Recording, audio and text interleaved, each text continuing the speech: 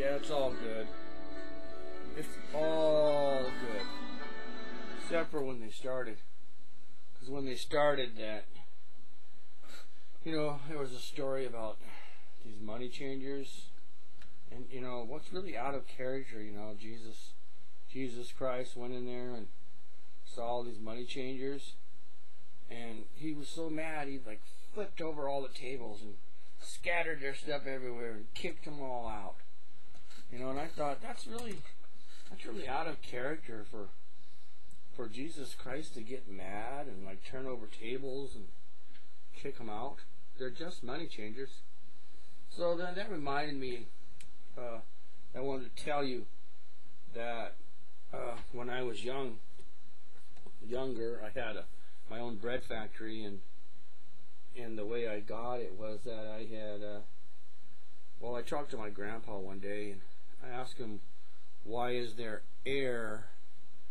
And he told me I needed to talk to Bill Cosby about that.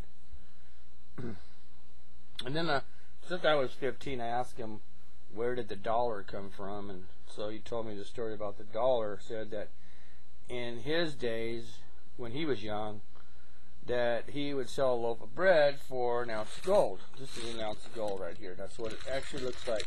There's European coins, American coins. I've got some coins here from Rome. One guy, this homeless guy, traded me a gold coin for like $5. I got some of them from Disneyland, but that's what an ounce of gold looks like. And, you know, coin form. And so anyways, ounce of gold, loaf of bread is what they used to do.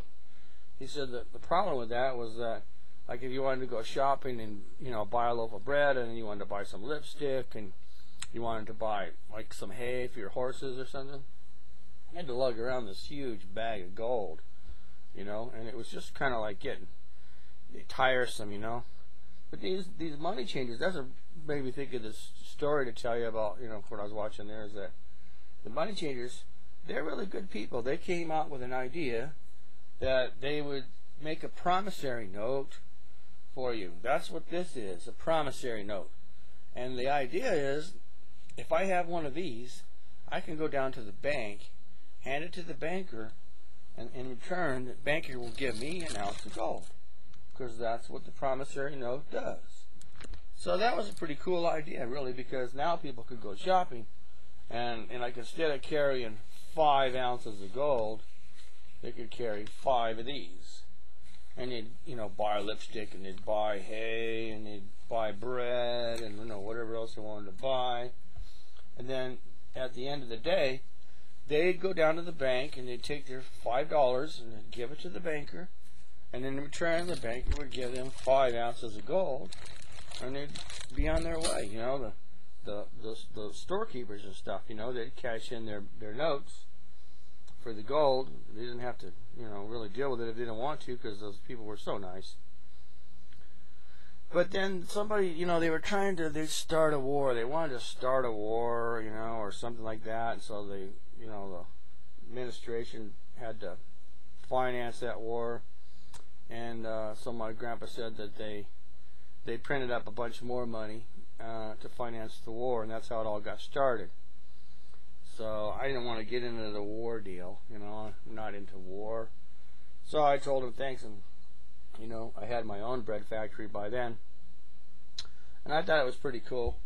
But when they printed up a bunch of money, what happened was they still had the same amount of gold. So they had to, like, make gold worth $2 an ounce instead of $1 an ounce, because there was so many promissory notes out there. There was no way that everybody could redeem all that gold, you know, just didn't have that much gold, so it was worth twice as much. That was fine and dandy, even for me, you know, because I just kept the notes, you know. I had like 1,000 of them. That's like 1,000 ounces of gold, you know, 1,000 promissory notes. Little did I realize, well, when they doubled the price of gold, my 1,000 notes was only worth 500 ounces of gold. But, you know, so I decided that I was going to just exchange, you know, I'll give you 2 loaves of bread, you give me 1 ounce of gold, I don't want the promissory note. Well, it turns out that wasn't legal. They changed the rules on me by the time my grandpa retired and I took over the bread factory. And so I really didn't have a choice. And then they wanted to start another war. So I was looking for some hope and change, and they printed up a bunch of money. Only problem was they didn't give any of it to me. So I decided that I'd better take all my notes down there, and exchange it for gold. So I went to, the most powerful company in the world, who will exchange gold for you.com, and I gave them all of my money, and they returned it. They gave me all of my gold, so that if the cost of gold doubles again, So then I had all this gold, and I started carrying it around, but nobody would take it. I couldn't buy lipstick. I couldn't buy hay for my horses. I couldn't buy bread. I couldn't buy anything with my gold. It sucked because it was against the law somehow. So I had to kind of like, sell it all back at a loss. I ended up having like $500 left, and when I went to sell a loaf of bread for what was the equivalent of an ounce of gold, well, they could only, if they gave me an ounce of gold, I'd have to give them like 500 loaves of bread. I'm like, wait a minute. It costs X amount of work to make a loaf of bread, and I have to pay these people to make that bread, and it takes them this many hours to make that loaf of bread. And at the time, I would get an ounce of gold for a loaf of bread. But now you're saying I have to give you 500 loaves of bread in order to get the same amount of gold in return? It still takes the same amount of time to make the bread. And it still takes the same amount of people working to make the bread, and the same amount of wheat. So how can I possibly going to give you 500?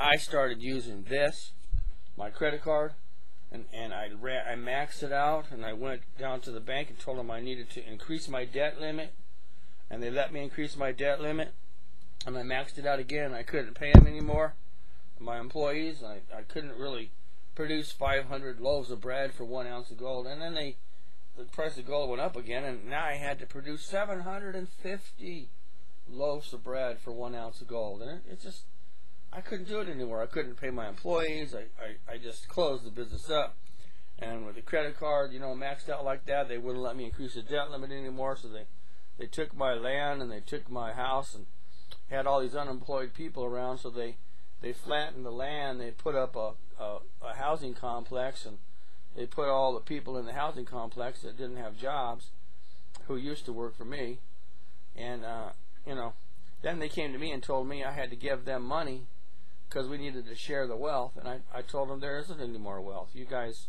spent it all. Actually, you stole it all.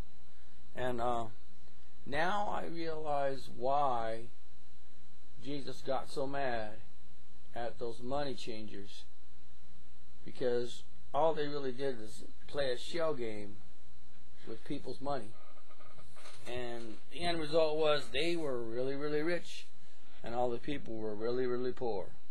So if anyone comes up to you and says, I think that all the millionaires and billionaires pay more taxes, well, those guys are money changers. They really are. And what they really mean is you, even though you're not a millionaire or a billionaire, because your taxes are going up.